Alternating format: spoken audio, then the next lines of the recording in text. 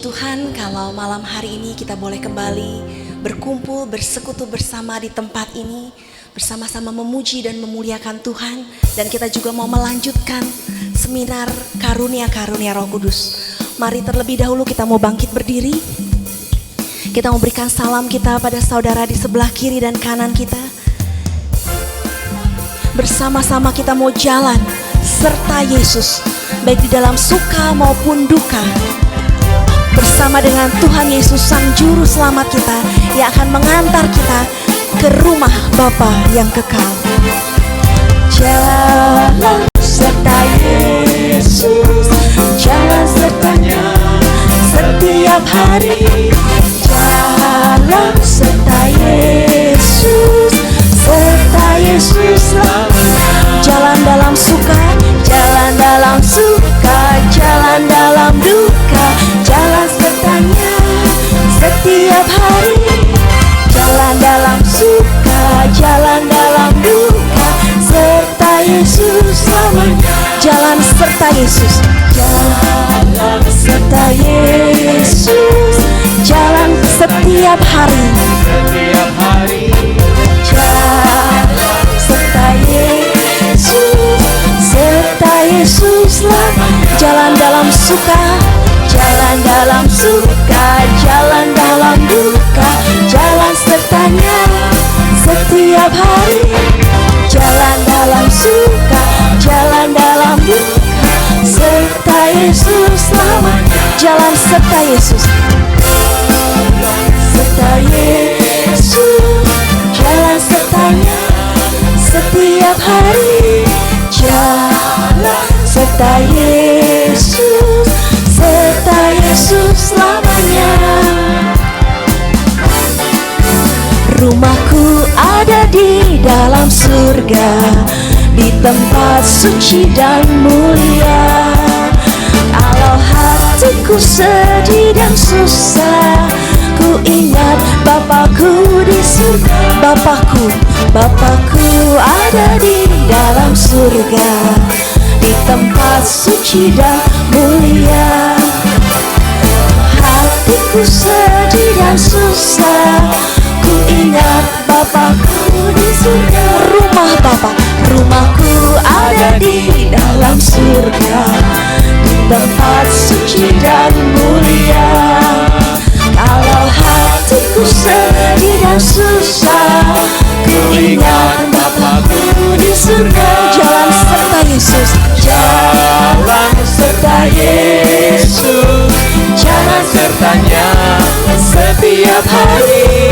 Jalan serta Yesus, serta Yesus selamanya. Serta Yesus selamanya. Serta Yesus selamanya. Serta Yesus selamanya. Serta Yesus selamanya. Mari kita memuliakan Tuhan Allah kita, Allah yang senantiasa menyertai kita di dalam perziarahan hidup kita sampai kelak kita bertemu dengan Bapa di surga. Amin. Saat ini mari kita kembali duduk.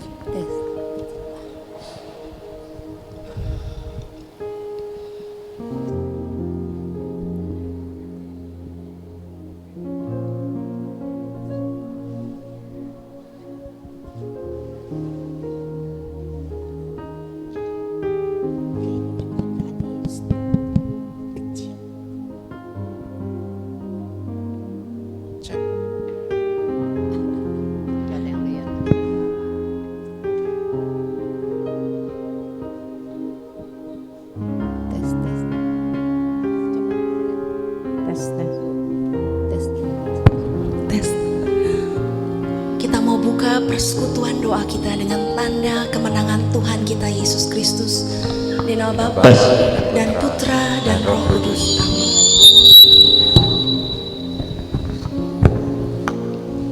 Selamat malam, ya Allah Bapa, Allah Putra, Allah Roh Kudus, Allah Tritunggal Maha Kudus.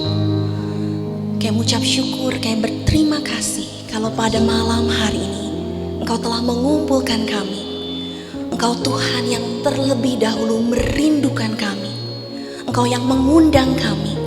Engkau yang menggerakkan hati kami, bahkan menuntun kami sampai ke tempat ini. berjumpa dengan saudara-saudari seiman, bersekutu bersama di dalam Engkau. Kami sungguh bersyukur, kami sungguh berterima kasih.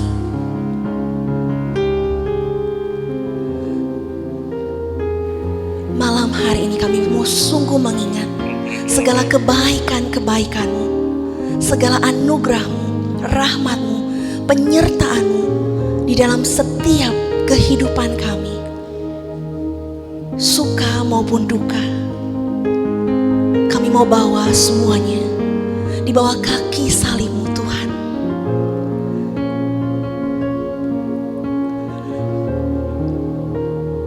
Kami sungguh mau bersyukur buat penyertaan-Mu selalu. Kasih-Mu yang begitu besar, pengorbanan-Mu yang sungguh mulia. Terima kasih Tuhan. Kasih Tuhan sungguh mulia, tulus dan sempurna mengasihiku. Pengorbanan di Kalvari sungguh berharga, Kau tebus dosaku. Terpujilah Engkau Yesus, ditinggikan di atas pujian. Dari dalam lubuk hatiku, ku sujud dan berterima kasih. Kasih Tuhan, kasih yang sungguh tak bersyarat. Tuhan tak bersyarat, tak seperti cinta yang ada di dunia. Selalu memberi lebih dari yang aku terima di hidupku. Berpujilah Tuhan Yesus, ditinggikan di atas pujian.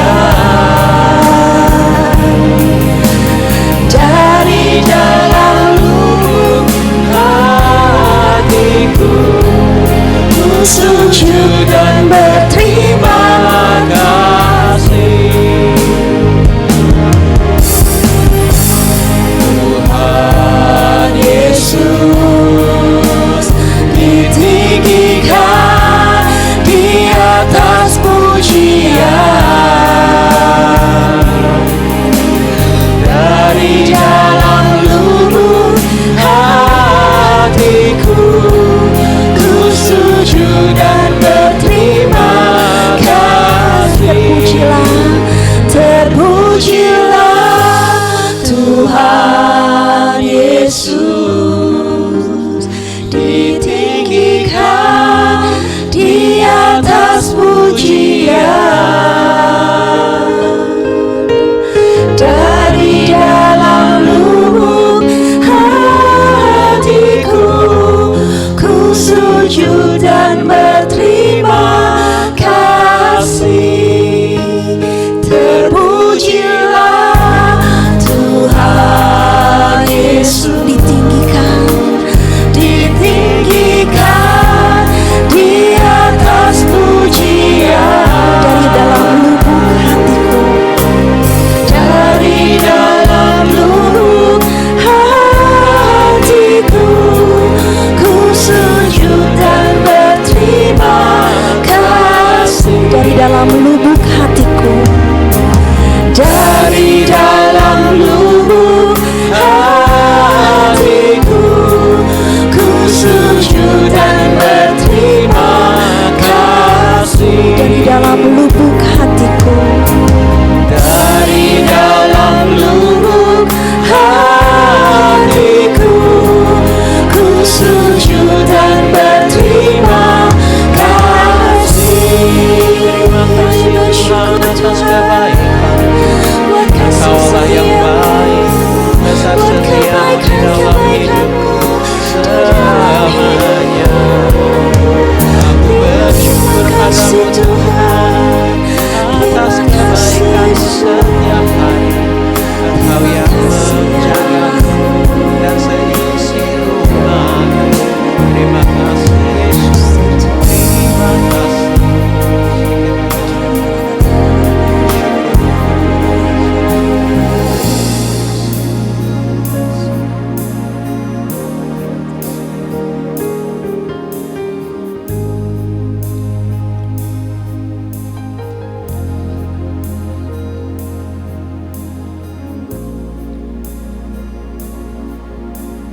kasih Tuhan buat kasih dan pemeliharaan-Mu hari lepas hari. Terima kasih Tuhan. Terima kasih Tuhan. Terima kasih Tuhan karena Engkau Allah yang menjagai kami dan keluarga kami. Terima kasih Yesus. Terima kasih Yesus.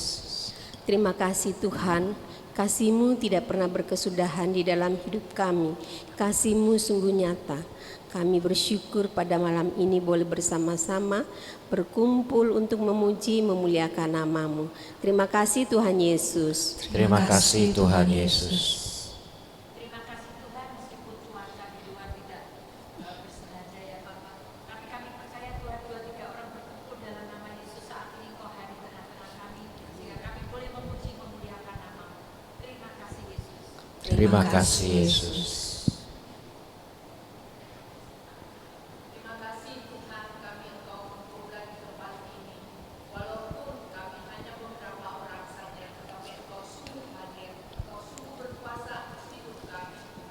Biarlah Tuhan, Engkau memberi kesempatan juga buat teman-teman kami yang belum bisa hadir, agar mereka tergerak, segera datang berkumpul bersama dengan kami. Terima kasih Tuhan Yesus. Terima kasih Tuhan Yesus.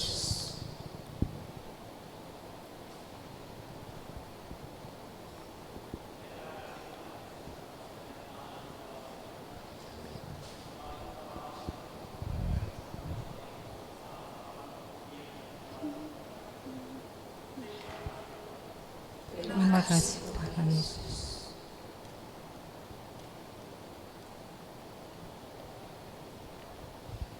Sungguh terima kasih Tuhan.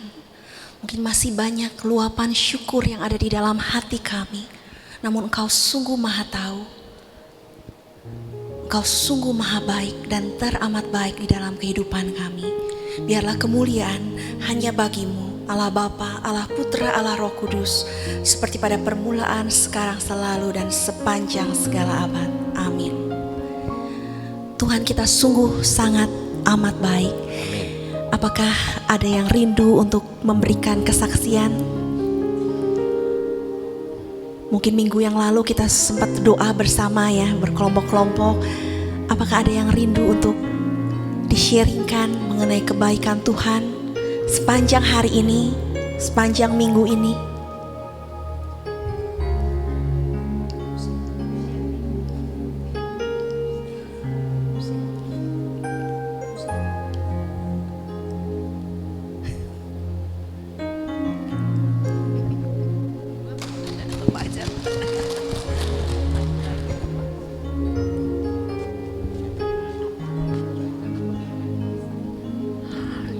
Shalom. Wow, kata Herlina nih 5.000 orang hadir pada malam ini. Amin. Ya selalu ya kalau ada hujan semua pada berhalangan. Tapi malam ini saya lihat kok bapak-bapak yang lebih banyak dari ibu-ibu. Luar biasa. Tepuk tangan dong buat bapak-bapaknya. Saya belum terpikir ya mau ngomong apa, tetapi setiap kali ada persekutuan doa, hati saya selalu datang. Kenapa Bapak dan Ibu? Kita ini datang bukan buat melihat pewartanya atau kita datang mau melihat teman, tapi yakinkan di dalam diri kita masing-masing bahwa kita datang karena Tuhan mengundang kita. Amin. Kita datang karena Tuhan menyapa hidup kita. Kita datang karena Tuhan Yesus. Saya percaya sama dengan Bapak dan Ibu sekalian, kita boleh hadir di tempat ini karena Tuhan sungguh baik. Seminggu, rasanya dari Kemis ke Kemis, seminggu lamanya ya. Kita diundang, kita dipanggil, kita hentakan di dalam lubuk hati kita yang paling dalam. Kita mau datang karena kita mau mendengar sabdanya. Mungkin Bapak dan Ibu merasa, saya kok nggak merasa apa-apa. Tapi coba belajarlah membawa dari dalam hati kita, doa kita ketika malam kita berdoa. Kita bisa bersyukur Sungguh kita dapat bersyukur dengan baik apabila kalau pulang dari tempat ini kita mendapatkan sesuatu ya yang Tuhan tanamkan di hati kita. Tentu dengan tergerak oleh belas kasih-Nya, kita mau datang, kita mau mendengar, dan kita pulang menjadi berkat buat kita. Amin. Bapak dan Ibu, setiap kali kalau cuaca kurang mendukung, kita jadinya malas-malas ya, terus merasa lebih baik di rumah saja deh daripada pergi. Tetapi sesungguhnya jangan biarkan hati kita seperti itu. Berarti kita hanya berserah kepada cuaca. Cuaca itu mau panas kek, mau hujan kek, mau badai kek, tapi kalau hati kita sungguh Tuhan sentuh, gak usah lihat cuaca, kita datang karena Tuhan mengundang kita. Apalagi minggu-minggu terakhir ini selama mulai akhir November, Desember ini kita punya pengajaran-pengajaran yang sangat berarti. Kita mau mendengar sapaan Tuhan melalui firman-Nya. Tentu kita mau datang karena ada benar-benar malam ini temanya apa lagi saya lupa. Apa ya temanya? Hikmat dan bijaksana ya. Ya, karunia hikmat dan bijaksana. Ini yang keempat ya. Ya, udah 3 kali ya. Ini yang keempat. Rugi deh kalau kita nggak ikutin sampai selesai. Rasa-rasanya nanti di rumah ketika kita doa malam, kita mulai menyadari, oh ya, sayang ya saya nggak datang, sayang ya saya nggak menyimak dengan benar. Sungguh akan merasa sayang sekali. Tapi cobalah kita memperbaiki diri kita. Kalau teman bilang nggak datang deh hujan, kita bisa sapa, ayo datang deh. Pasti kita mendapatkan sesuatu malam ini. Rasa-rasanya lega gitu ya kalau kita mendengar firman Tuhan, kita mencernanya dengan baik, kita sungguh-sungguh memberi hati kita kepada Tuhan, dan kita pulang luar biasa, kita akan mendapatkan berkat-Nya. Amin. Terima kasih, Tuhan Yesus memberkati. Makasih Bu Shirley. Sekali lagi kita mau katakan sujud dan terima kasih kepada Tuhan Allah kita yang telah mengumpulkan kita. Pujilah Tuhan Yesus, ditinggikan di atas pujian, dari dalam lubuk hatiku ku sujud dan berterima kasih. Dari dalam lubuk hatiku ku sujud dan berterima kasih. Saat ini mari kita semua mau bangkit berdiri, kita mau memuji-muji Tuhan Allah kita. Kita mau bernyanyi, kita mau menari, kita mau bersorak-sorai, kita mau bertepuk tangan. Kita mau angkat hati kita, angkat jiwa kita, angkat suara kita hanya bagi Dia, Tuhan dan Allah kita.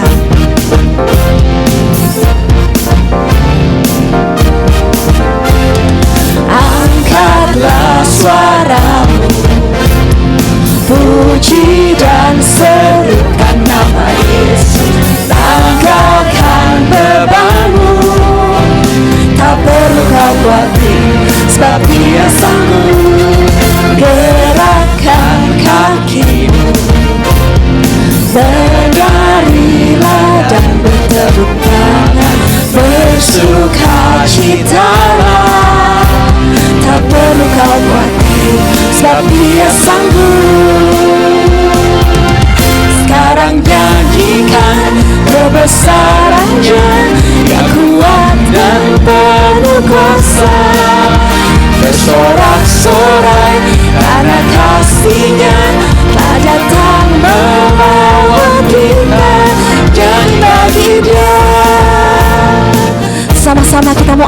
suara kita hanya bagi Dia. Angkatlah suaramu, puji dan serukan nama Yesus. Angkatlah bebanmu, tak perlu kau khawatir, sebab Dia sanggup. Gerakkan kakimu, menaruhlah dan bertepuk tangan, sukacita. Tak perlu kau khawatir, sebab Dia sanggup. Sekarang nyanyikan kebesaran-Nya, Dia kuat dan penuh kuasa. Bersorak-sorai karena kasih-Nya telah datang melawat kita. Nyanyi bagi Dia. Sekarang nyanyikan, sekarang nyanyikan kebesaran-Nya, yang kuat dan penuh kuasa. Bersorak-sorai karena kasih-Nya telah datang melawat kita. Nyanyi bagi Dia. Sekarang nyanyikan, sekarang nyanyikan kebesaran-Nya, yang kuat dan penuh kuasa. Bersorak-sorai karena kasih-Nya telah datang melawat kita. Nyanyi bagi Dia, nyanyi bagi Dia, nyanyi bagi Dia. Yang sungguh nyanyi bagi Dia, nyanyi bagi Dia. Mari kita bersorak-sorai memuji dan memuliakan Tuhan Allah kita. Allah kita yang sanggup, Allah kita yang penuh kuasa, Allah kita yang sungguh ajaib. Dialah sumber pengharapan kita. Dialah Allah yang perkasa, Dia Allah yang layak ditinggikan. Tak terbatas kebesarannya dan tak terbanding kekuatannya.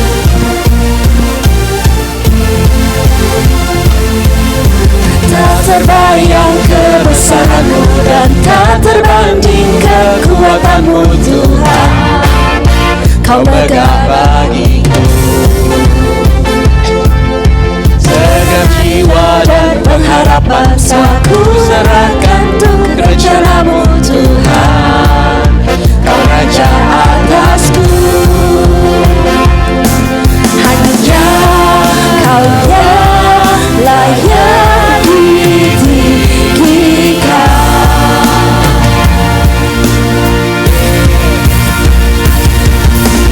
Ajaib Kau Tuhan, agung dan perkasa. Kau sumber kemenanganku, layak berkuasa, memerintah selamanya. Yesus Kaulah Raja mulia, tak terbayang kebesaran-Mu Tuhan. Tak terbayang kebesaran-Mu dan tak terbanding kekuatan-Mu Tuhan. Kau megah bagiku segenap jiwa dan pengharapan. Aku serahkan untuk rencana-Mu Tuhan. Kau raja atasku, hanya Kau yang layak, ya Kau yang layak ditinggikan.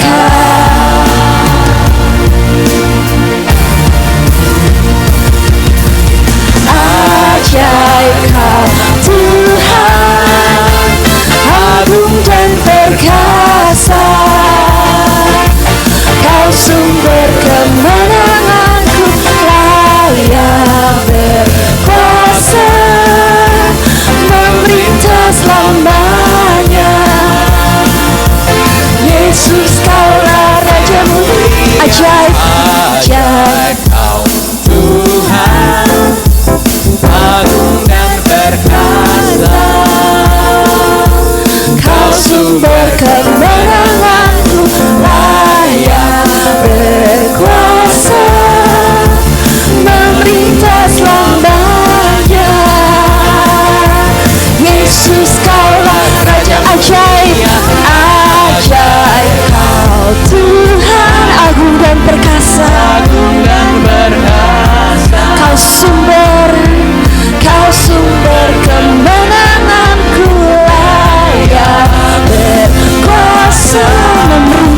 selamanya.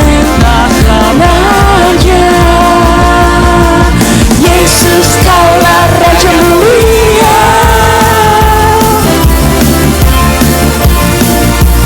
Raja mulia, kau sungguh Raja yang mulia,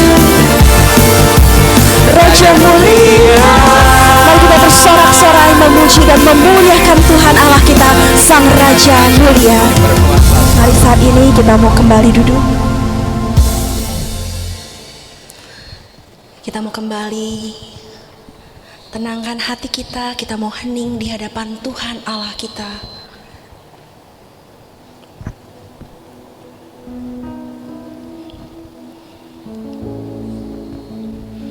Kita mau rasakan kasih Tuhan, kebaikan Tuhan,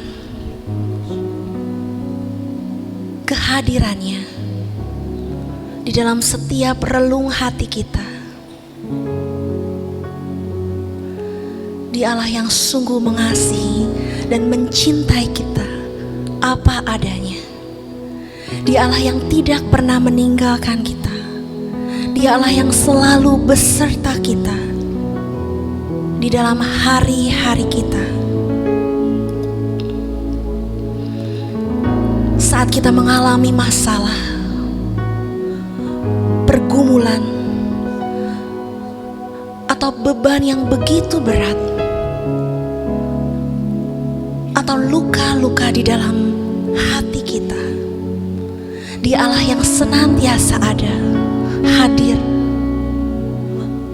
Dia mau memulihkan, membalut setiap luka, mengangkat setiap beban.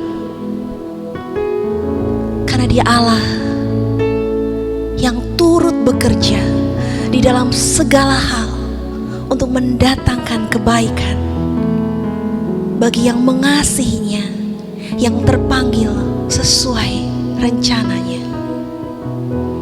Terima kasih Tuhan, Engkau telah memanggil kami dengan nama kami masing-masing.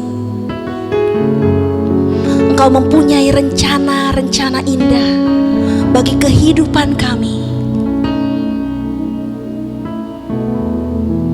Kalau mungkin apa yang kami alami saat ini, apa yang kami hadapi, seringkali kami belum mengerti, namun kami yakin dan percaya Engkau Allah yang paling mengerti.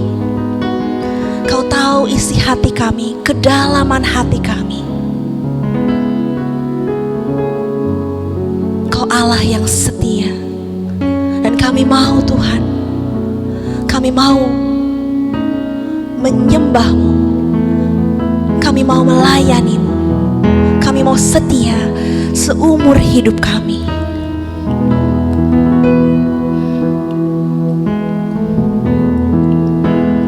Ada saatnya yang ku alami, tak seperti yang aku ingini. Ku tetapkan hati untuk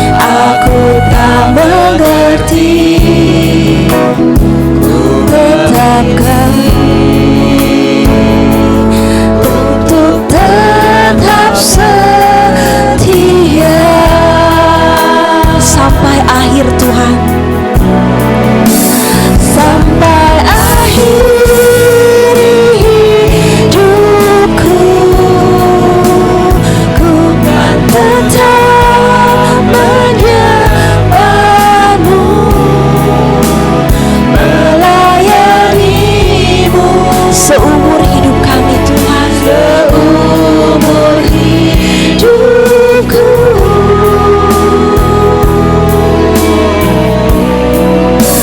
Sampai ku menutup mata, ku tetap mengasihimu, biar kau dapati hamba-Mu yang setia sampai akhir hidupku. Sampai akhir hidupku, katakan menyembah-Mu, melayani-Mu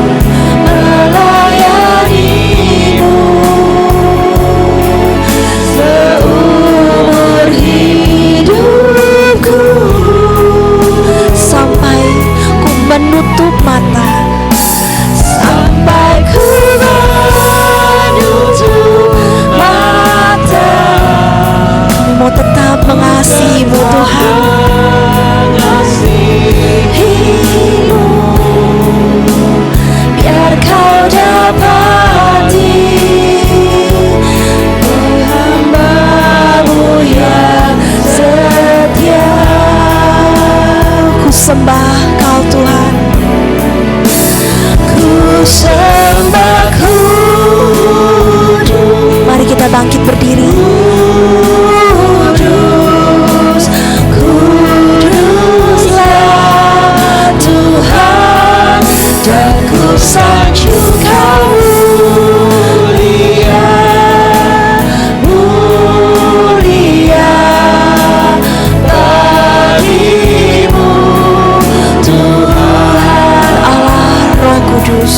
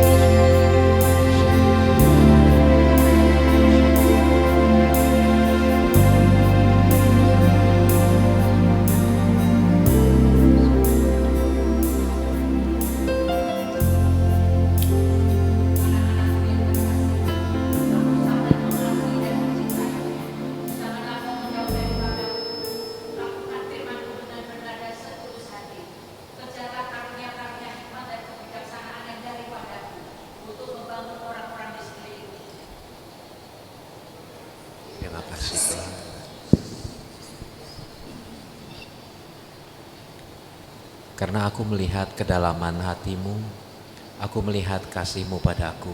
Setiap tetes air matamu berharga di hadapanku.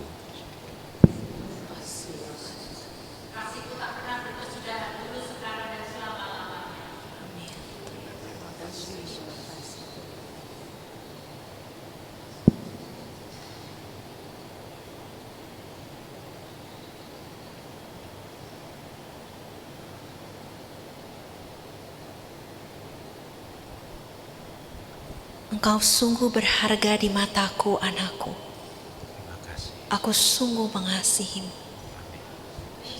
Terima kasih.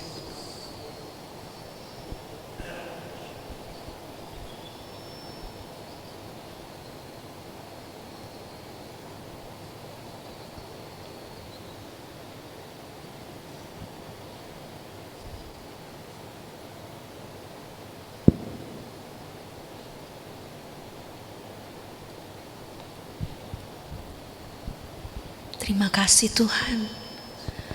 Terima kasih buat saat yang indah di hadirat-Mu. Saat kami boleh memuji dan menyembah-Mu. Saat kami boleh hening di hadirat-Mu. Merasakan kasih-Mu, jamahan-Mu, pelukan-Mu, suara-Mu yang lembut di dalam hati kami, yang menguatkan kami, yang menghibur hati kami. Tuhan, sebentar lagi kami mau duduk diam seperti murid-murid-Mu.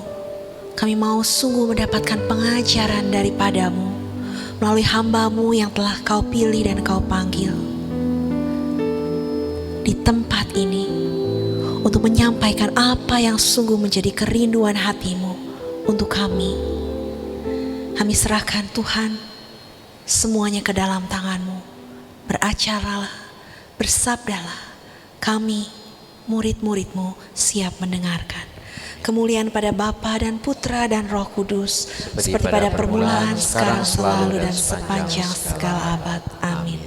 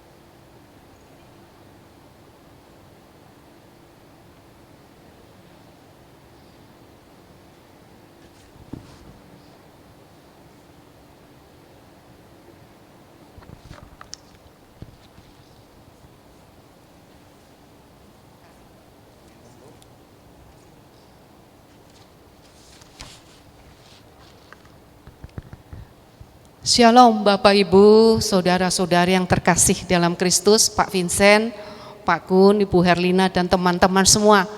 Selamat malam. Puji Tuhan ya, dalam suasana dingin, rintik-rintik, masih semangat untuk berkomunitas, untuk saling mendukung, terutama pasti mendukung saya hari ini. Karena kehadiran Bapak Ibu menyemangati saya untuk hari ini membawakan sesi mengenai karunia hikmat dan kebijaksanaan. Ya. Saya perkenalkan, nama saya Justisia. Panjangnya Justisia Elisa Sagita. Kemudian nama baptisnya Maria. Jadi panjang. Kenapa bisa panjang? Karena namanya milih sendiri. Kalau orang tua pasti nggak sepanjang itu. Kalau milih ceplok yang bagus jadi satu. Itulah efeknya dari nama milih sendiri. Kemudian saya diutus melalui komunitas melalui PD PKK Santo Lukas Medis. PD-nya para dokter, tapi saya bukan dokter. Kebetulan aja PD-nya para mayoritas dokter dan saya bukan dokter. Memang ada sih yang bukan dokter, oke? Baik, hari ini saya ditugaskan untuk membawakan sesi mengenai karunia hikmat dan kebijaksanaan. Mungkin karunia ini enggak populer, bener enggak? Orang berpikir karunia mujizat, karunia yang lain-lain, tapi justru kalau kita mau hidup sungguh berhasil di hadapan Allah, kita harus memiliki karunia ini. Karunia ini harus diasah. Supaya apa? Salah satunya apa? Kalau kita tidak memiliki karunia hikmat, kebijaksanaan, hikmatlah katakanlah, penderitaan yang kita alami itu hanya sekedar penderitaan. Kok ada orang hidup kok selalu susah terus? Penderitaan demi penderitaan. Karena dia tidak berhasil memaknai penderitaan yang dialaminya. Padahal di setiap kejadian dalam hidup pasti ada didikan Allah. Pasti ada pesan Allah. Harusnya setiap kita menerima penderitaan, kita ke depannya naik kelas. Makin berhikmat, makin mengerti. Ini pesan Allah, ini yang Tuhan inginkan saya rubah dalam hidup. Jangan derita demi derita lewat begitu saja tanpa makna. Sayang sekali. Ada satu lagi. Kalau kita percaya Roma 8:28, apa coba? Saya percaya Tuhan bekerja dalam hidupku, dalam setiap kehidupanku. Tapi kalau saya tidak bisa menangkap apa yang Tuhan mau, bagaimana bisa? Tuhan padahal berkarya untuk hidupku. Jadi relasi saya dengan Tuhan itu seperti selang yang mampet, seperti handphone yang gak ada baterainya. Kita gak bisa menangkap. Tuhan berbicara terus tapi kita gak bisa menangkap. Bahasanya lain. Tuhan pakai bahasa Indonesia, kita bisanya bahasa Sunda misalnya. Gak nyambung. Jadi kalau kita memiliki hikmat, karunia hikmat kita asah, kita akan satu link dengan Tuhan. Kita mengerti apa yang Tuhan inginkan dalam hidup kita. Ya. Oke. Perkenalannya cukup segitu ya dari PD Lukas, atau mau pribadi juga mau. Oke. Saya seorang ibu dari satu orang putri. Kebetulan putri saya belum menikah, umur sudah 25 masuk 26. Belum menikah, belum punya pacar. Ya siapa salah, siapa untung, ada yang mau berbesan, ya. Bercanda ya Bu ya, Bapak Ibu ya. Terus saya pekerjaan saat ini hanya melayani keluarga dan melayani di dalam BPK, PKK, KAJ dan beberapa komunitas. Terus kemudian di paroki juga saya masih ditugaskan sebagai prodiakon. Hanya itu pelayanan saya. Nah, kemudian apalagi? Sudah ya. Saya lansia, usia 60 lebih, jadi kalau naik busway sudah gratis. Oke ya, sekarang masuk di dalam.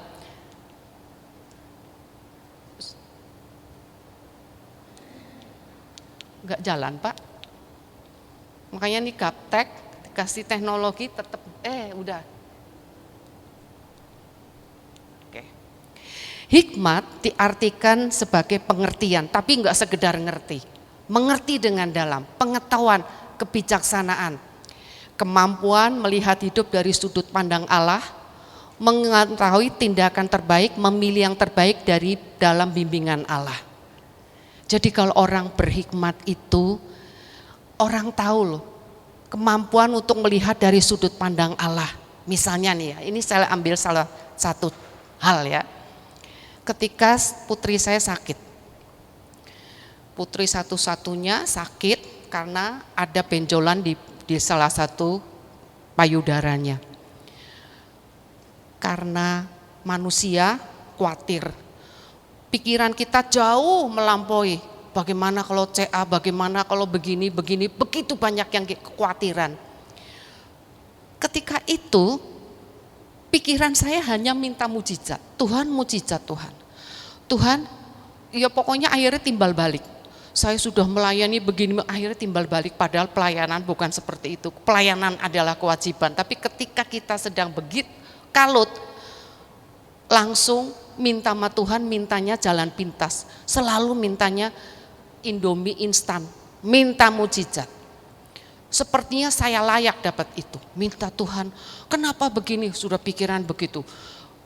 Dibawa ke rumah sakit Siloam lah, kemana-mana tuh tes, sambil jantungnya udah mau, orang bilang mau runtuh, takut, pikiran sudah jauh sekali. Nah, bagaimana tiba pada namanya hikmat. Saya tiap pagi juga misa pagi di gereja, setelah misa saya ke adorasi. Pada suatu pagi di adorasi itu, Tuhan seperti berbicara dengan saya, "Hei Yusti, mengapa kamu demikian khawatir? Kenapa kamu tidak mendoakan dokter yang sedang merawat anakmu?" Saya langsung seperti, ya Tuhan, nangis, Tuhan, ampun Tuhan. Pikiranku hanya memintamu mujizat. Padahal pasti Tuhan akan tolong, pasti Tuhan kasih jalan keluar. Tapi bukan seperti yang pemikiranku. Jadi dari situ saya bertelut, mohon ampun dan berserah. Jadi akhirnya handphone saya yang tidak punya channel kepada Allah itu seperti diingatkan. Kok kamu sibuk minta mujizat? Kenapa khawatirmu melampaui kuasaku? Jauh melangkah di atas, di depan kuasaku. Dari mulai itu saya mulai mau, jadi kalau ketika doa saya nggak minta apa-apa. Bahkan tadinya kalau doa rosario kalau belum 5 kali itu nggak mantep, rasanya waduh nanti Tuhan nggak kasih mujizat. Kalau belum doa ditambahin koronka kok rasanya nggak mantep. Terakhir doa saya nggak seperti itu. Doa saya hanya, Yesus anak Daud kasihanilah aku. Yesus anak Daud kasihanilah anakku. Hanya itu. Setiap saat bahkan saya tertidur sambil ngigo doa itu. Jadi doa yang akhirnya doa kepasrahan. Akhirnya kan kita mau mendengar Tuhan, bukan sibuk dengan suara hati sendiri. Nah inilah yang penting. Bagaimana Tuhan mau kita tahu kehendak Allah kalau kita tidak bisa mendengar Dia. Kalau suara kita demikian sibuk, demikian suaranya keras sekali. Jadi ketika itu karena galau, kita kalau lagi pusing nggak mungkin bisa dengar. Yang ada adalah keinginan kita, suara kita. Nah ketika itu saya mulai mau nggak minta, Tuhan minta mujizat apa enggak.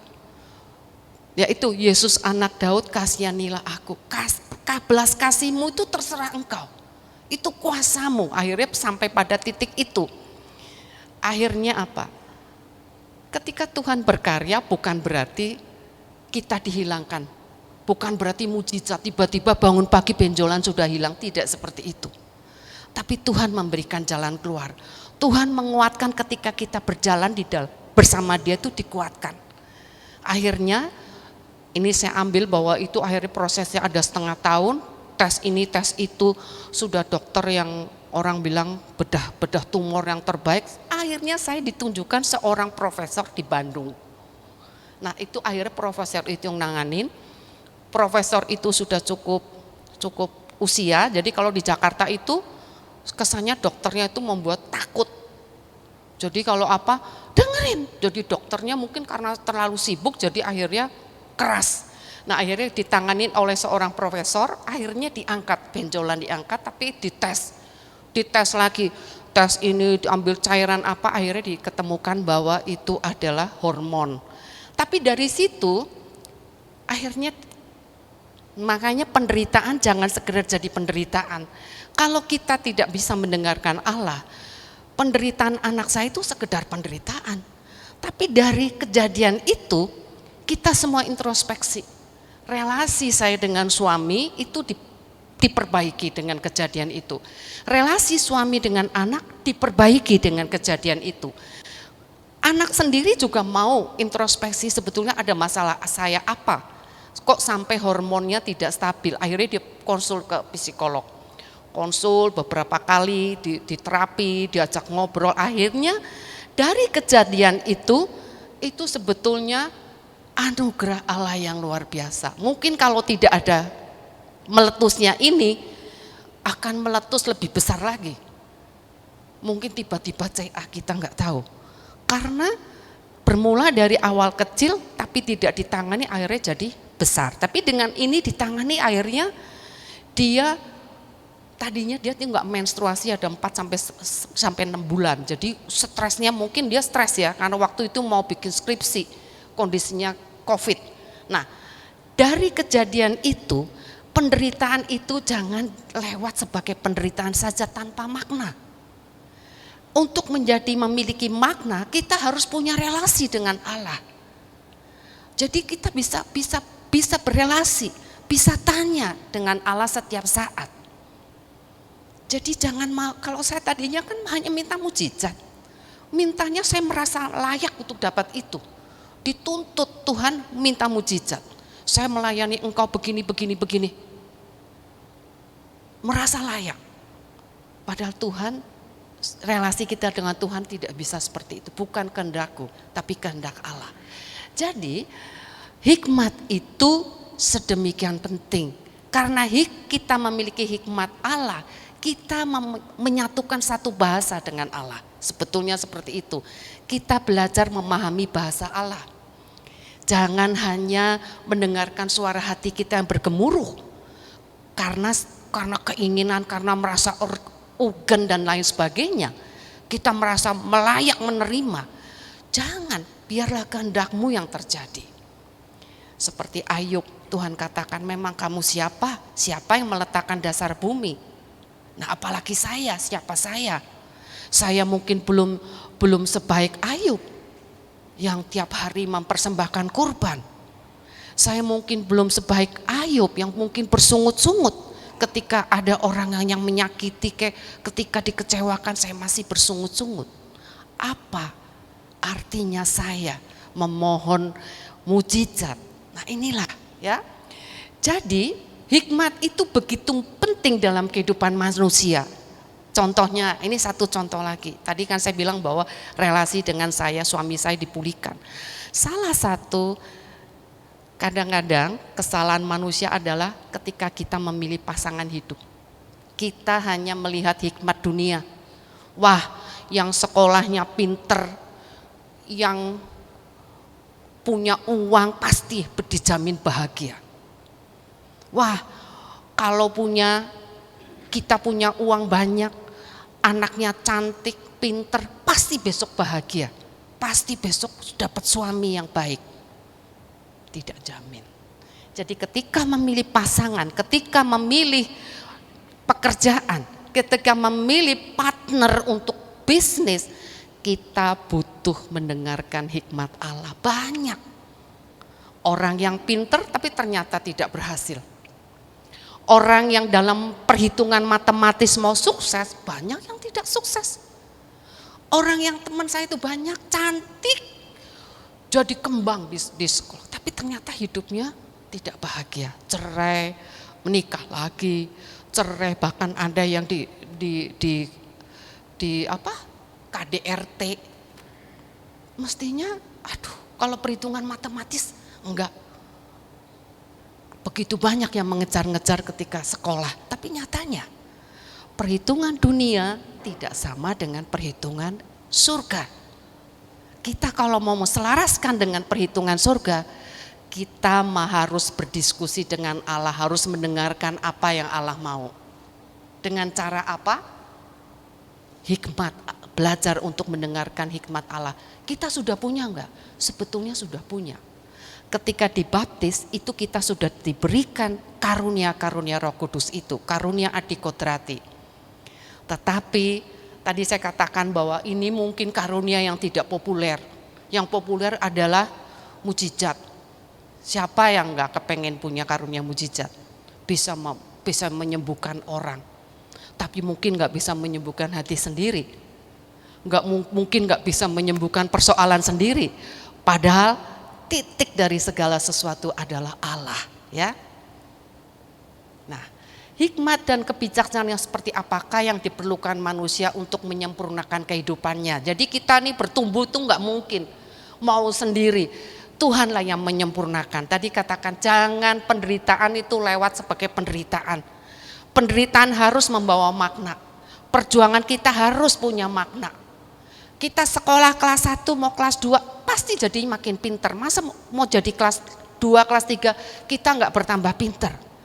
Itulah bertambah usia, bertambah pergumulan kita harus bertambah lebih mengenal Allah, lebih kudus, lebih mengerti kehendak Allah. Dari mana? Inilah kita harus belajar mengasah hikmat kebijaksanaan dalam hidup kita. Oke ya, kita lanjut ya. Nah, tadi dikatakan orang yang sangat bermoral hidupnya berantakan. Kita melihat berkaca aja. Orang yang menjadi pejabat di antara kita banyak yang itu loh, yang hidup agamanya sangat agamis. Tapi ketika dihadapkan dengan hikmat dunia dia jatuh. Banyak. Tidak menjamin yang bermoral itu lurus, benar di hadapan Allah. Orang jujur tidak selalu hidupnya aman. Banyak yang jujur itu akhirnya cuma jadi bulan-bulanan orang yang pintar. Orang yang hidupnya benar tidak selalu berjalan dengan baik. Yang bekerja keras, tulus tidak selalu terhindar dari penindasan. Enggak selalu. Jadi enggak ada garis lurus. Hikmat dunia itu enggak sama dengan hikmat surgawi. Ya, orang tua yang membesarkan anak dengan benar tidak selalu hidup anaknya benar dan sukses. Berapa banyak contohnya. Sekarang kita enggak ngomong soal benar dan tidak benar.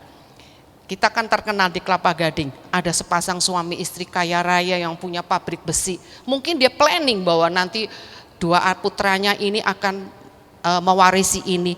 Tapi kan kehendak Allah beda. Dua-duanya dipanggil menjadi romo. Nah ini bukan masalah negatif, tapi keinginan kita nggak sama dengan rencana Allah. Ya, nah hidup benar tidak menjamin. Ya, nah ini lanjut ya. Orang yang berhikmat akan memahami perkara dengan baik dan dapat mengambil keputusan dengan tepat, kreatif dalam berpikir. Nah ini dicontohkan adalah Daniel. Daniel itu adalah mungkin sedikit aja ya, pemuda Yehuda yang diambil keturunan raja, keturunan bangsawan diambil oleh Nebukadnezar untuk masuk ke Babel. Nah dia ini disuruh makan makanan raja di mana ada anggurnya, dia menolak, dia nggak mau. Raja berpikir bahwa kalau kamu tidak makan menu saya, kamu nggak akan sehat. Daniel ngomong boleh, kita tes ya. Saya makan sayur dan air. Siapa yang lebih kuat? Itu ya. Nah ternyata mereka lebih kuat. Terus ketika dia berdoa, raja ada yang mengadu, dia itu menyembah Allah yang lain dengan Allah Babel. Terus dia diletakkan di kandang singa. Ternyata apa? Singanya tidak menerkam dia. Nah, inilah ya. Ini yang ngambil keputusan bahwa ketika Daniel adalah yang berhikmat. Karena apa? Daniel itu juga mengartikan mimpi-mimpi dari Raja Babel. Diartikan ini dan itu. Dan kita perlu tahu hikmat itu bukan kepandaianku loh, bukan pengetahuan. Hikmat itu karunia Allah. Jadi Daniel ketika apapun, ketika dia mau menafsirkan mimpi, dia bertanya dulu kepada Tuhan.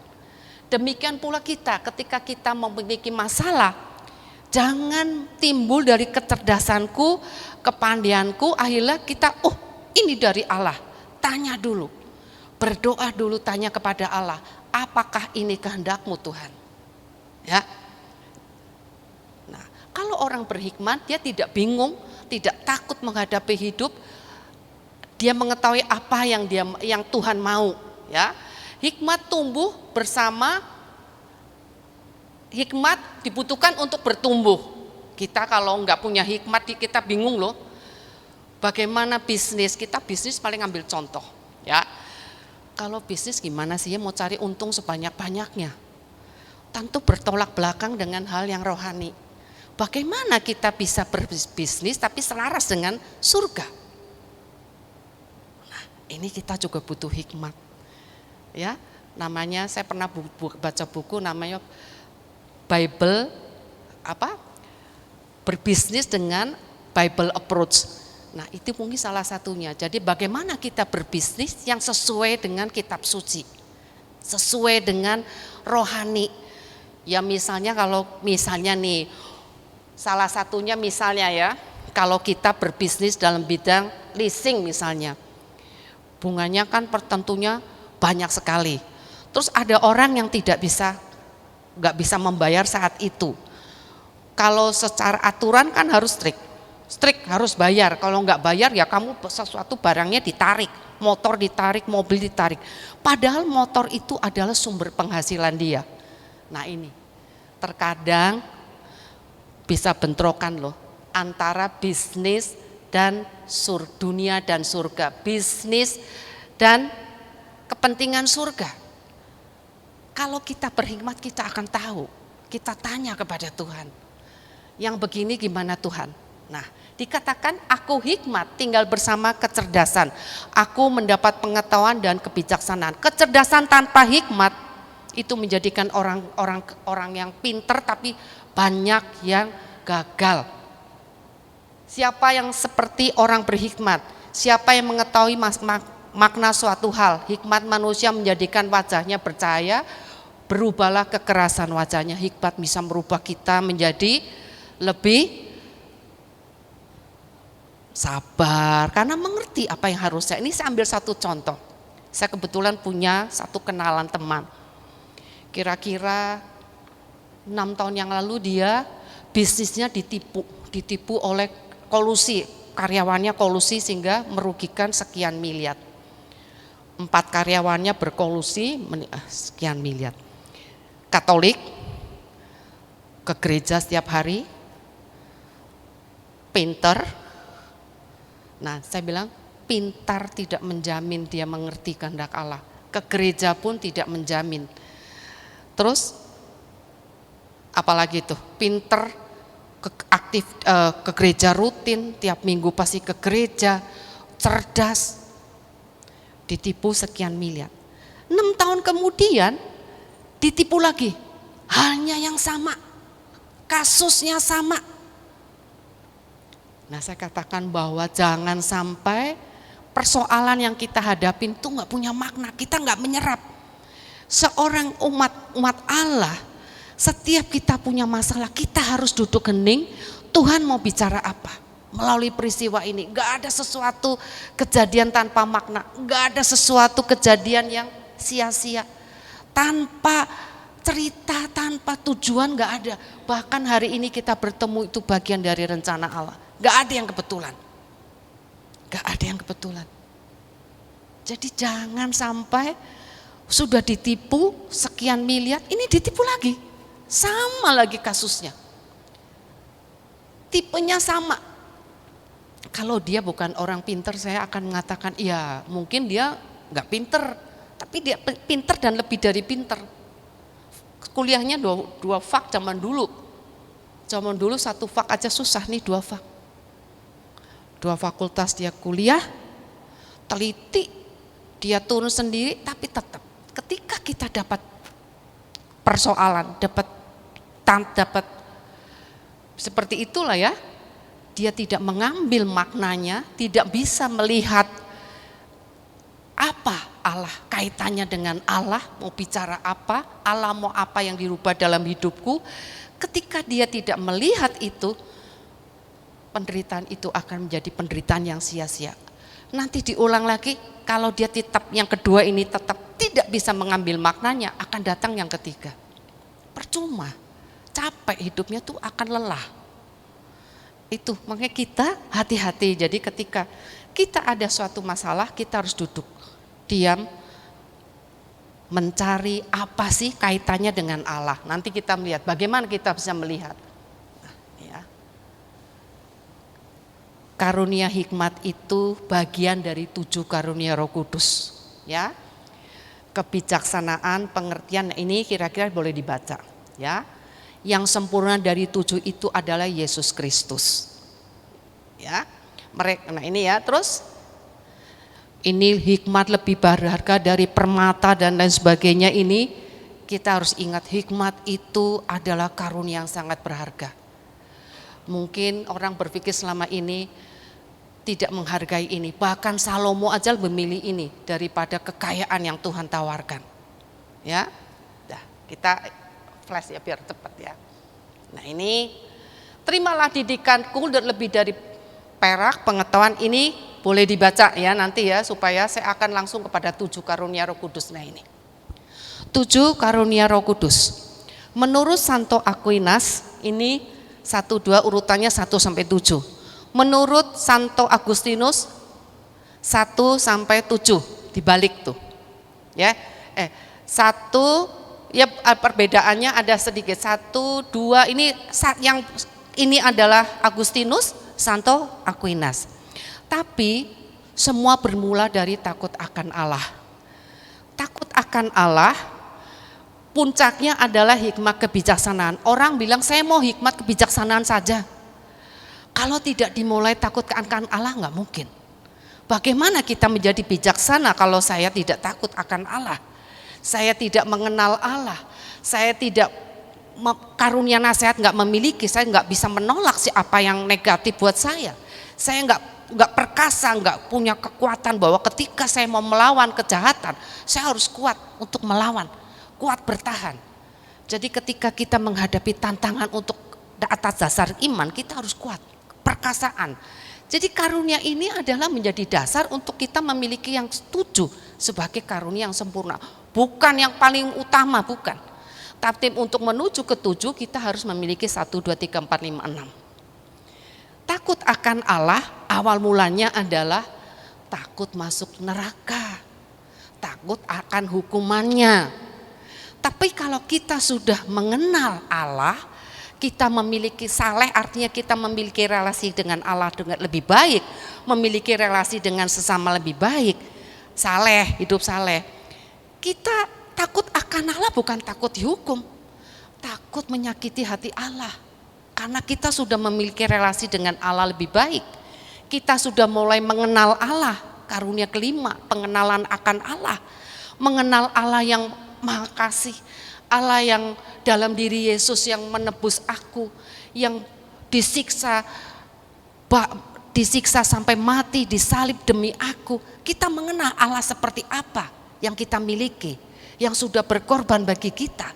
Kita memiliki kesalehan, kita memiliki kesalahan artinya bahwa saya memiliki relasi dengan Allah lebih baik, memiliki relasi sesama lebih baik. Takut akan Allah akan berubah, bukan takut dihukum, takut masuk neraka, tapi takut menyakiti hati Allah. Ya, terus sampai akhirnya kalau kita memiliki makin mengenal Allah, kita memiliki karunia pengertian, terus akan menjadi hikmat kebijaksanaan. Ini menjadi karunia puncak, tapi bukan paling utama. Tapi nggak mungkin punya 7 kalau kita nggak diawali dengan 1. Ya nggak mungkin punya hikmat. Hikmat dari siapa? Tahu-tahu hikmat dunia. Kalau hikmat Allah kita harus tahu siapa Allah, harus takut dulu dengan Allah, harus kenal dulu, harus memiliki relasi dulu, harus memiliki karunia pengertian dan sebagainya. Ya, nah ini maksud saya jangan bahwa hikmat kebijaksanaan jangan ujuk-ujuk Tuhan saya minta karunia kebijaksanaan, tapi saya nggak takut dengan Allah, nggak mungkin. Itu harus diawali dengan aku punya takut dengan Allah. Aku mau memupuk relasi dengan Allah lebih baik. Terus sampai aku ingin mendalami siapa Allah dalam misteri iman, inkarnasi dan lain sebagainya. Harus step-step itu baru kita akan sampai di dalam karunia hikmat kebijaksanaan. Oke. Nah, hikmat berasal dari Allah. Hikmat itu juga Allah, ya. Ini Amsal 3:19, dengan hikmat Tuhan telah meletakkan dasar bumi dan pengertian ditetapkannya lain. Kita bayangin ya, hikmat itu juga dalam keteraturan. Kita bayangin, kalau kita ngomongin soal dalam tubuh kita, itu sungguh sempurna. Bayangin ya, kita dicubit sini, sakitnya seluruh badan. Itu karena apa? Karena semua bisa kontak semua. Sakit di gigi, sampai ujung kaki juga sakit, kepala juga ikut sakit. Kenapa? Tuhan itu menetapkan semua dengan sempurna. Kita bayangin satu aja ya, air, kalau tahu siklus air dari sungai, terus kita pergunakan menyerap ke tanah, tanah diserap lagi matahari, naik ke atas jadi awan, awan turun ke bumi. Itu siklus itu Tuhan bikin sempurna. Siklus sel juga sempurna. Sampai terjadinya makhluk hidup. Sel pria, sel wanita bertemu. Jadi terus bisa di dalam saluran tuba itu kejar-kejaran, bertumbuh. Itu luar biasa. Tuhan membuat segala sesuatu luar biasa. Kalau bukan tangan Allah nggak mungkin. Dia buat segala sesuatu, mana yang di dunia ini yang tidak sempurna, dia sempurna ciptaan Allah. Semua sempurna. Tata air, tata udara, tata apapun Tuhan bikin sempurna. Manusia bertahun-tahun menyelidiki pun belum tentu dia mengetahui dengan sempurna apa yang Tuhan kehendaki. Tuhan sempurna, hikmat. Jadi hikmat Tuhan, semua ini yang kita Allah yang kita di dunia ini adalah berasal dari hikmat Allah, berasal dari Allah. Yesus adalah hikmat Allah yang menjadi manusia, kita tahu ya. Tinggal di antara kita, dan kita sudah melihat kemuliaan Tuhan melalui Yesus. Hikmat Allah dalam diri Yesus bukan sekedar teori, tapi bukan sekedar aturan, tapi jalan. Jadi kalau orang bilang, Pak, jalan menuju Kim Tae-gon mana? Kiri, kanan, kiri, kan hanya penunjuk jalan. Tuhan itu jalannya, jadi nggak mungkin salah kalau ikut dia. Bukan sekedar penunjuk jalan yang bilang kiri kanan, bisa salah dia. Tapi Tuhan itu jalan itu sendiri. Jalan itu sendiri adalah Tuhan. Tuhan itu pokok anggur. Tuhan itu kehidupan. Tuhan itu kebenaran itu sendiri. Kebenaran itu sendiri adalah Tuhan, itu adalah Yesus itu. Tuhan dalam diri Yesus itu adalah kebenaran itu sendiri. Nah, hikmat Allah juga pengetahuan akan misteri. Bagaimana kita bisa memahami, bisa percaya dengan sengsara Yesus, kita nggak pernah menyaksikan loh. Hati kita dibimbing Roh Kudus untuk memahami hikmat Allah. Nggak mungkin. Untuk memahami itu susah. Ada orang sudah disalib, ditusuk aja. Untuk memaknai sakitnya Yesus aja tuh luar biasa. Yesus menerima sekian ribu cambukan. Setiap cambuk itu ketika diangkat itu akan mengangkat kulit dan daging. Satu kita kena jarum, sakitnya luar biasa. Untuk memahami itu, benar nggak sih? Kenapa kita bisa memahami itu, bisa percaya kepada Allah? Karena Yesus itu hikmat Allah. Allah yang menjadi manusia, kita sudah melihat kemuliaannya, dan tentu untuk memahami semua kita dibimbing oleh Roh Kudus. Nggak mungkin memahami sendiri, nggak mungkin.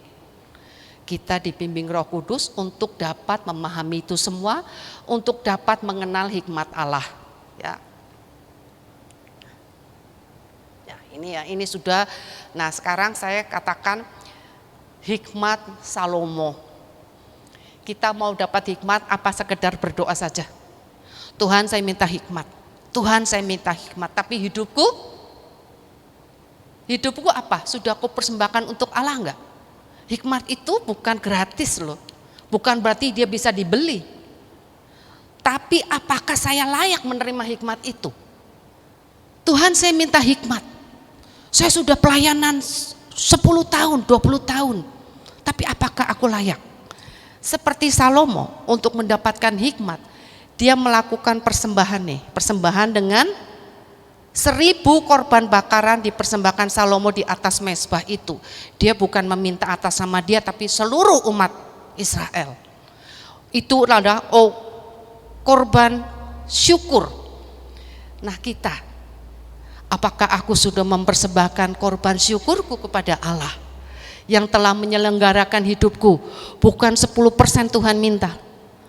Jangan berpikir persembahanku hanya 10%, seperti tetangga. Kemarin saya baru bertemu orang, apakah satu orang supir Gojek Grab. Dia bicara dia seorang Katolik, saya sudah mempersembahkan persembahan 10%. Maaf saya koreksi, persembahan Katolik bukan 10%. Contohnya adalah janda miskin, Tuhan minta seluruh hidupku. Bahkan seorang kaya yang bilang, dia selalu menjual harta, seluruh hartamu dijual lah. Artinya apa? Kalau kita melayani, hati-hati, tidak boleh sekedar melayani, kita harus melayani pakai hati. Kita harus berdoa pun harus berdoa dengan hati, jangan berdoa sekedar meminta-minta. Berdoa itu wujud syukur kita, wujud terima kasih kita atas segala kebaikan Allah. Jadi Tuhan minta persembahan hidup kita. Hidup kita yang aku persembahkan untuk Allah. Bukan 10%. Bukan bagian dari harta yang engkau akui sebagai milikmu padahal miliknya. Itu harta yang Tuhan titipkan. Mungkin ada bagian rezeki orang lain yang harus kita sampaikan. Tapi sering kita akui sebagai milikku. Dan ketika kita mau keluar itu, aduh pintu dompet kita tuh kenceng sekali. Mau keluar tuh kenceng sekali, padahal itu milik Allah. Tuhan minta itu seluruh hidupmu sebagai persembahan yang kudus bagi Allah. Bisakah, sudahkah aku melakukan itu? Kalau aku mau minta hikmat Allah, persembahkanlah dulu bagi Allah. Bukan 10%, tapi Tuhan mau mempersembahkan kesungguhan hati kita, seluruh hidup kita kepada Allah. Ya.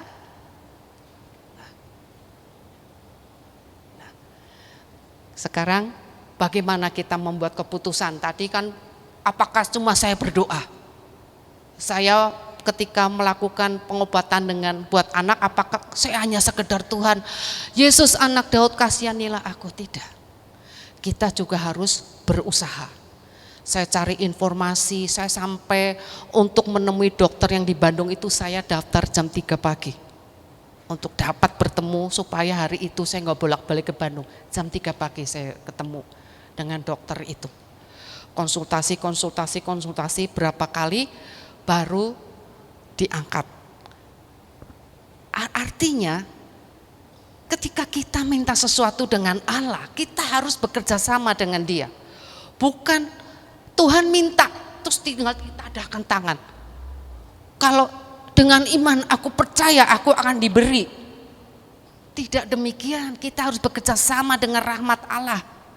Kita harus bekerja sama dengan belas kasih Allah. Bukan begini, Allah itu bukan jin, Allah itu roh yang kudus. Kita harus bekerja sama dengan rahmatnya, baru Tuhan juga melihat apakah aku layak menerima. Sekali lagi, apa aku layak? Yang diberikan Tuhan adalah sesuatu yang kudus. Sudah pasti yang kudus dari surga. Ya, apakah aku layak? Nah, kalau kita memiliki hikmat, kita akan memiliki pengetahuan apa yang harus terjadi atau berfungsi. Saya ambil contoh ya. Kalau detektif masuk ke rumah orang, ya, mungkin kita melihat biasa saja. Tapi detektif itu punya kepekaan. Oh, ini yang menjadi ini korbannya ini begini. Dia bisa melihat, oh letak sendoknya sebelah kiri, oh berarti ini kidal. Mungkin kita nggak melihat. Jadi orang yang berhikmat itu akan melihat yang kecil yang ada dibandingkan yang seharusnya. Akan bisa melihat. Jadi pengetahuan itu harus dibutuhkan. Orang yang berhikmat itu punya kejelian, punya pengamatan yang jeli terhadap apapun dalam hidup kita. Mestinya kalau kita sudah mengalami pergumulan sekali, yang kedua kita pasti sudah tahu lah. Oh, polanya seperti ini. Nah, kalau pola itu terjadi lagi, berarti ada sesuatu yang salah dalam diriku. Ada sesuatu, ya.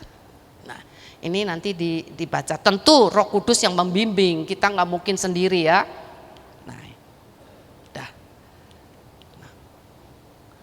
Bagaimana kita memperoleh hikmat? Tadi dikatakan bahwa kita harus meminta karena sumber hikmat adalah Allah.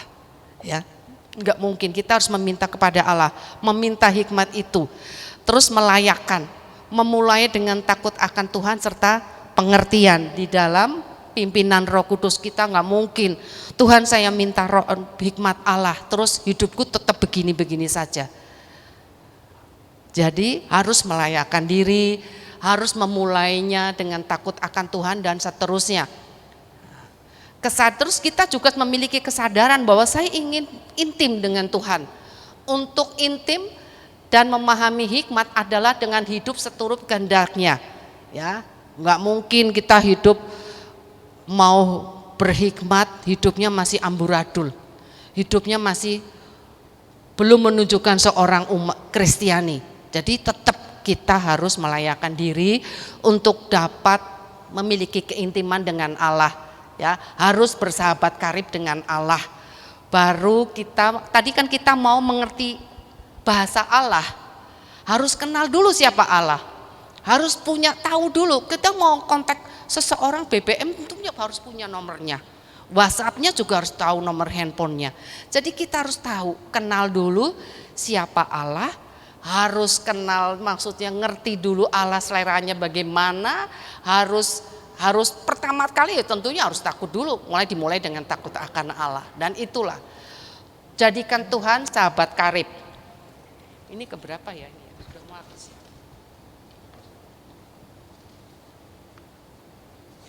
Jadi ya gitu ya. Masih berapa menit ya? Sudah habis ya? Masih berapa menit? Habis? 5. Jadi demikian, karunia hikmat itu bukan karunia yang tiba-tiba, tapi itu karunia yang sangat berharga. Bahkan Salomo pun ketika dihadapkan pada pilihan, dia lebih memilih hikmat. Kita pun kalau mau hikmat atau mau karunia mujizat,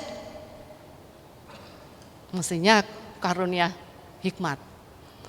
Karena dengan itu Tuhan bisa melengkap semua-muanya. Dengan karunia hikmat kebijaksanaan, Salomo mendapat segala-galanya. Dia bisa menimbang mana yang baik. Kita tahu yang ada cerita bayi, ya kan? Nah, sekarang saya mau tanya, ada nggak yang saya mau tanya? Ada satu cerita Cina yang namanya Jazbao. Apakah hikmat kebijaksanaan itu seperti kebijaksanaannya milik Jazbao? Tahu nggak cerita Jazbao? Bijaksana. Dia bijaksana di zamannya. Tetapi tentu Tuhan Yesus ketika itu belum ada, karena dia kan belum, ya mungkin cara saat itu adalah dengan yang jahat harus dihukum dan lain sebagainya. Tapi itu bentuk bahwa kenapa Jazbao bisa melihat mana yang salah. Kepekaan itu yang akan dimiliki. Kalau kita memiliki hikmat kebijaksanaan, kita akan memiliki kepekaan. Misalnya nih ya, kita sedang mengendarai mobil atau di mana tiba-tiba ada feeling, waduh saya nggak boleh kenceng-kenceng nih. Tiba-tiba di depan ada tabrakan bres. Orang bisa ngomong, oh itu kebetulan. Tetapi kenapa nggak dikaitkan bahwa itu hikmat Allah yang aku terima? Ketika kita masih muda, kita diajak pergi sama teman-teman. Waduh kalau gue pergi nih, pasti mama marah. Ada yang kita sering dengar gitu, aduh kalau pergi pasti mama marah nih. Coba dia pergi benar, nanti mama marah benar. Atau itu bentuk hikmat yang sederhana yang kita terima. Terkadang kita tuh nggak melupakan.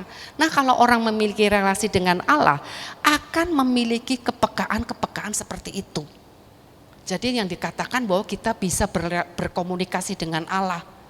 Tapi tidak seperti yang orang Tuhan ini langsung Allah menjawab, tidak. Tuhan jawabnya dalam hati. Hanya aku yang bisa mengerti. Seperti saya itu ketika diadorasi, saya seperti ditegur. Tapi di dalam ini bukan Tuhan bersuara. Teguran di sini. Nah itu, jadi orang yang berhikmat itu akan memiliki kepekaan. Jadi bisa mendengar apa yang Allah kehendaki, bisa mendengar perkataan Allah, tentunya untuk kebaikan kita. Nah hikmat itu harus diminta. Seperti Salomo juga minta. Kalau enggak minta, dipikir Tuhan nggak butuh. Hikmat harus minta. Tentunya ketika minta kita harus bilang layak nggak aku menerima. Ya, seperti orang bilang Tuhan berikan ini, berikan ini. Orang sering berdoa tidak dikabulkan. Sering nggak? Saya doa nggak dikabulkan. Doa itu harus diawali. Kalau menurut saya nih ya, doa harus diawali. Aku layak nggak menerima apa yang akan aku minta. Diawali dengan itu. Apakah aku layak dengan apa yang aku minta? Layakkan diri kita dulu. Kalau misalnya kayak mau doa, mau meminta sesuatu, pergi dulu ke pintu pengampunan sakramen tobat. Apa yang kita salah kita lakukan dulu. Jadi apa yang aku minta, layakkah aku menerima? Ketika kita minta hikmah kewijaksanaan, apakah aku memiliki relasi yang intim dengan Allah? Doa aja nggak pernah. Takut aja sama Tuhan enggak. Selalu bahwa hikmat dunianya demikian kenceng. Ya nggak mungkin dapat hikmat Allah. Ya seperti tadi saya ngobrol sama anak saya, Non, ini ada orang yang, loh itu kan kebetulan Mami. Nggak mungkin dia seperti ini dapat hikmat Allah. Karena hikmat dunianya itu kenceng sekali. Jadi kita nggak bisa, kita harus bawa dalam iman. Percaya bahwa Allah itu menyelenggarakan hidup kita dengan sempurna. Bahwa Allah menyertai hidup kita dengan sempurna. Dan tidak ada yang kebetulan di dunia ini. Allah selalu ada. Tanpa kita sadari, dia selalu ada. Menyelenggarakan hidup kita dengan sempurna. Jadi dimulailah dengan percaya dulu, takut, percaya. Terus apakah aku memiliki keintiman? Nah kalau sekarang hari ini kita mau berdoa, kita doa minta sama Tuhan. Kemudian besok hari kita mulai dengan mereview hidup kita. Apakah aku sungguh menempatkan Allah sebagai sesuatu yang paling berharga? Apakah aku memiliki Allah sebagai Bapa, aku perlakukan sebagai Bapa? Apakah Allah hanya suatu hiasan di sudut di mana ketika aku punya waktu aku ke gereja, aku tidak punya waktu aku tidak pergi? Kita harus menempatkan Allah sebagai sesuatu yang paling berharga dalam hidup kita. Kita harus berusaha berelasi intim dengan Dia. Baru kita minta. Kita kenal aja dengan Dia aja enggak, masa mau minta? Lah kita tiba-tiba ketok pintu rumah langsung meminta. Yang diminta juga bingung. Harus kenal dulu siapa Dia. Harus memiliki relasi intim baru minta. Karena yang diminta itu sesuatu yang berharga. Oke. Sebagai penutup, kita akan memulai dengan doa memohon karunia Roh Kudus.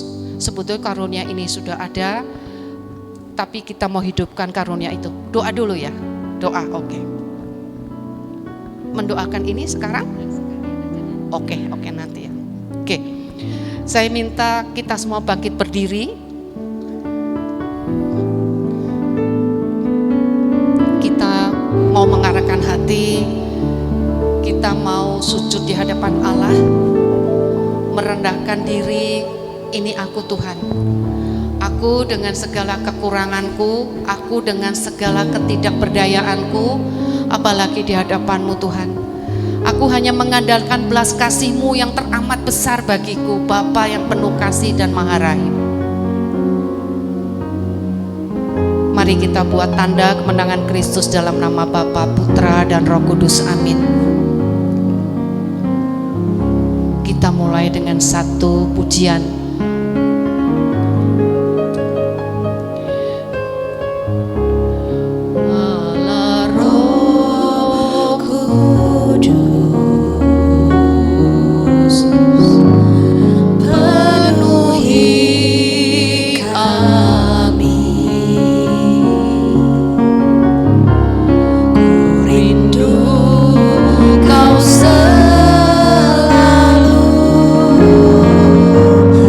Dalam hidupku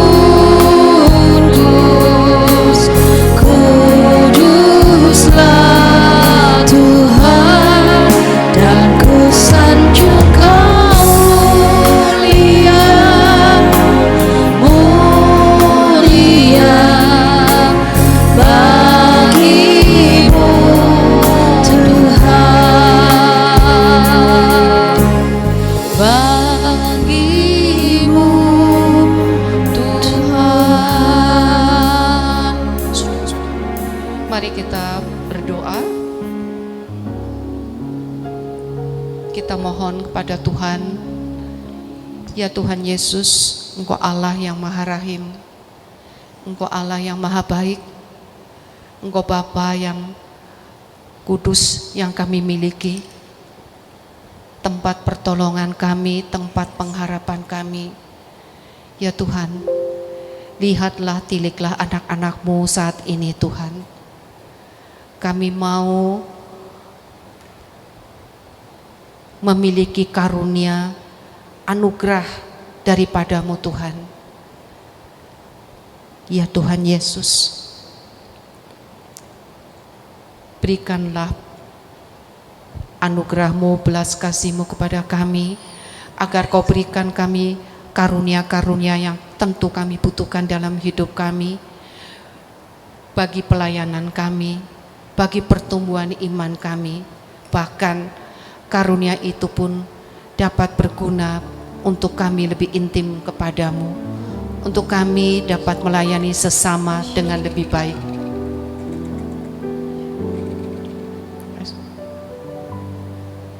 Mari kita berdoa mohon karunia Roh Kudus. Kita mendengarkan saja ya. Datanglah ya Roh Hikmat, turunlah atas diri kami, ajarilah kami menjadi orang bijak, terutama agar kami dapat menghargai, mencintai, dan mengutamakan cita-cita surgawi. Semoga kami Kau lepaskan dari belenggu dosa dunia ini.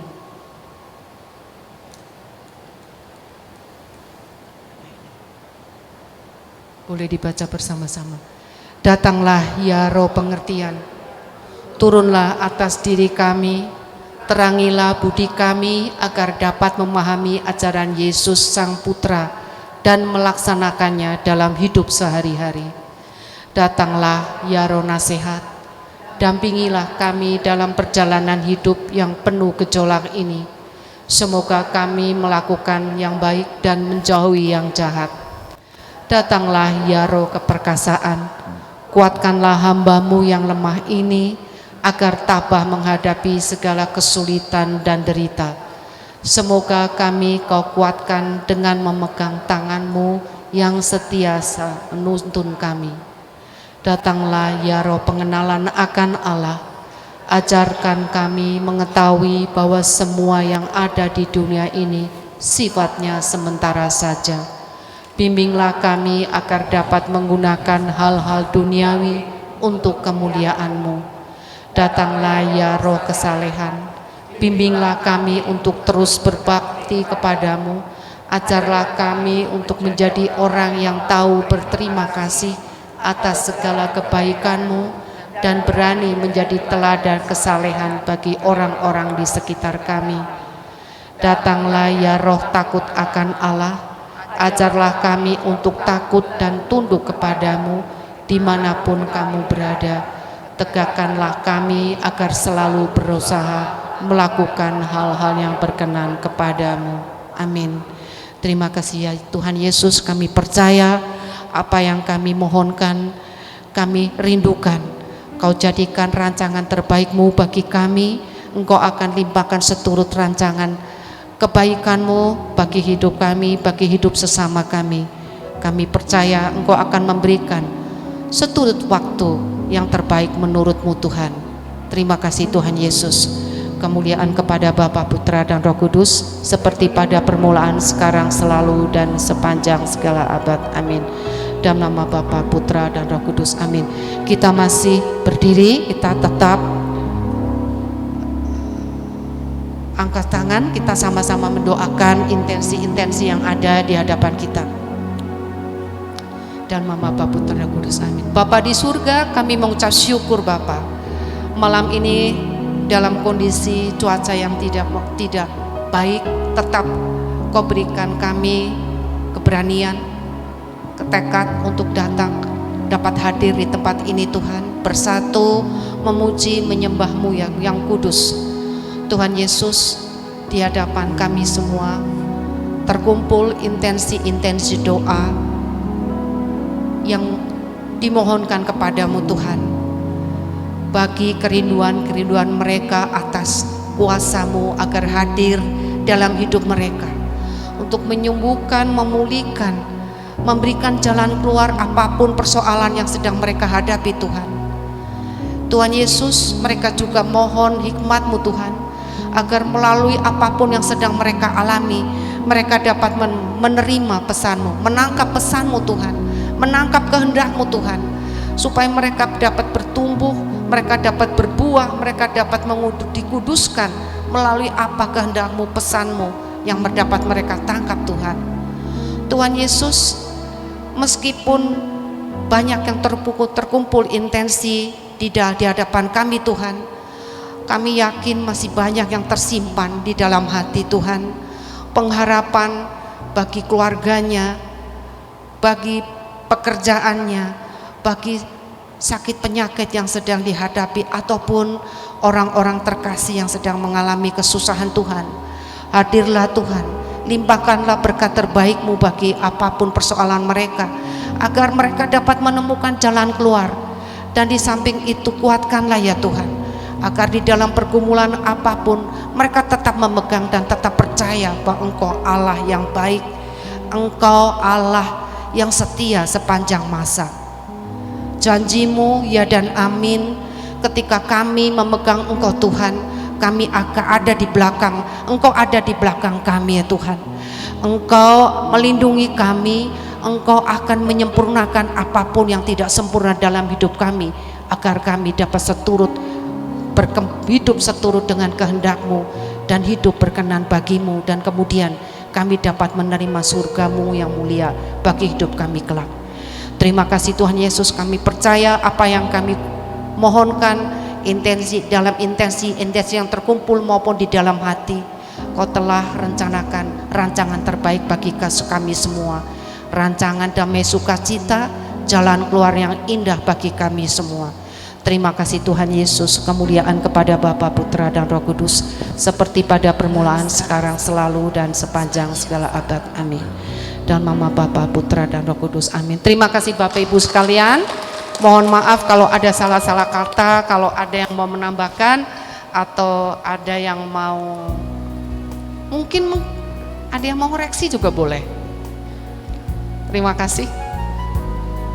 Ada yang mau nambahkan atau bersharing apa? Terima kasih. Kalau nggak ada, saya mohon maaf kalau ada salah-salah kata. Selamat malam. Terima kasih. Terima kasih Ibu Justisia. Saat ini kita mau bersama-sama, kita mau memberikan persembahan, yakni mempersembahkan seluruh kehidupan kita, tubuh, jiwa, dan roh kita kepada Allah Bapa yang kekal.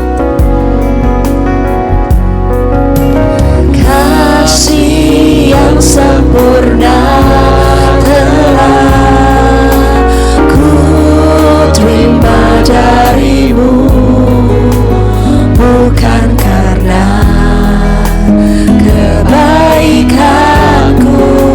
hanya oleh kasih karunia-Mu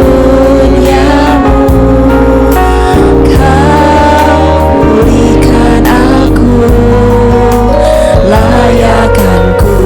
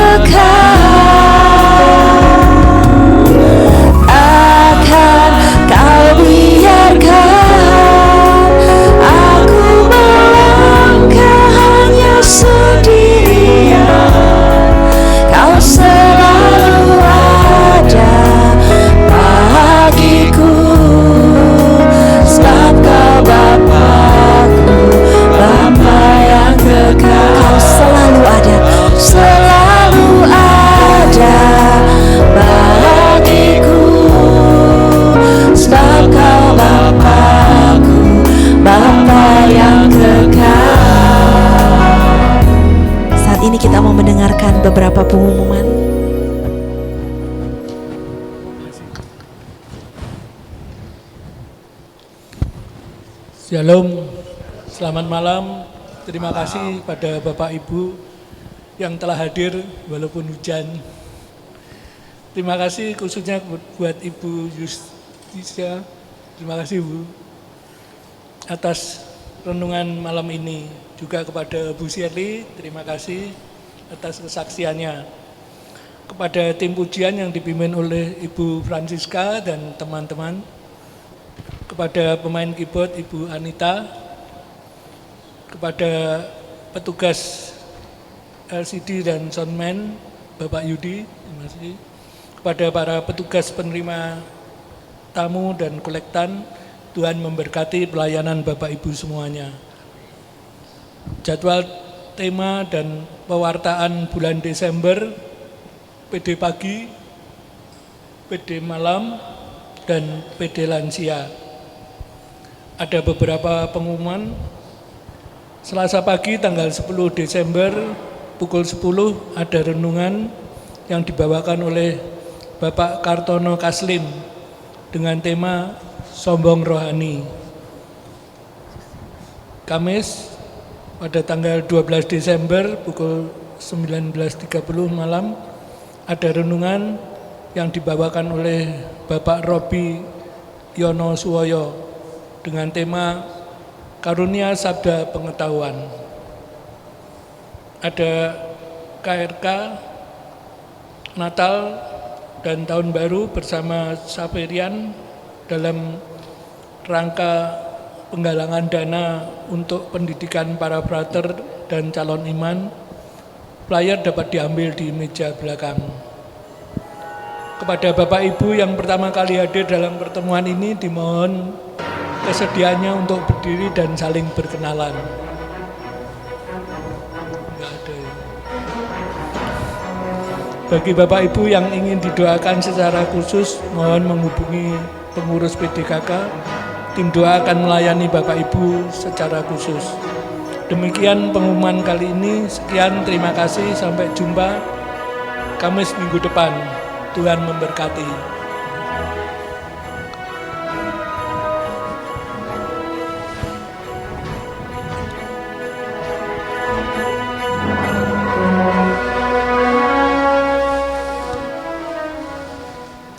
Saat ini mari kita kembali berdoa. Bapa yang baik, terima kasih untuk penyertaan-Mu sepanjang persekutuan malam hari ini. Kiranya Kau juga berkati hamba-Mu Ibu Justisya yang telah menyampaikan firman-Mu, pengajaran-Mu. Kiranya Kau sertai ia lebih lagi di dalam keluarganya, di dalam pelayanannya, pekerjaannya. Kau menuntun dia kemanapun dia melangkah, kemanapun dia melayani-Mu. Bapa, sebentar lagi kami juga akan pulang ke rumah kami masing-masing, berkumpul bersama dengan keluarga kami. Kiranya Kau sertai kami di dalam perjalanan pulang, dan biarlah kami boleh senantiasa takut akan Allah, senantiasa rindu untuk menyenangkan hati Allah, bergaul akrab intim bersama dengan Tuhan, dan sungguh hikmat dan kebijaksanaan itu boleh menjadi doa kami, permohonan kami kepadamu, sehingga Engkau senantiasa menyertai setiap langkah kehidupan kami. Kemuliaan hanya bagi-Mu ya Allah Bapa, Allah Putra, Allah Roh Kudus, seperti pada permulaan, sekarang, selalu, dan sepanjang segala abad. Amin. Di nama Bapa dan Putra dan Roh Kudus. Amin. Saat ini mari kita bangkit berdiri. Kita diutus, kita menjadi tangannya Tuhan, kakinya Tuhan. Kita mau sungguh Tuhan Yesus hidup di dalam kita. Berikan ku hati seperti hati-Mu yang penuh dengan belas kasihan. Berikan ku mata seperti mata-Mu, memandang tuayan di sekelilingku. Berikan ku tangan-Mu untuk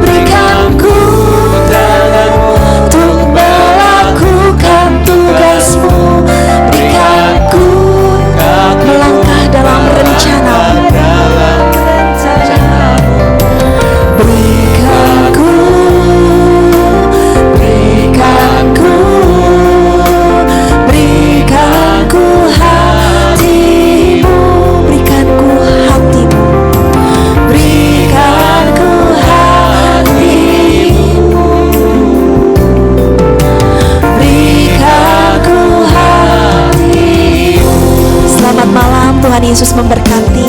Sampai jumpa Kamis yang akan datang.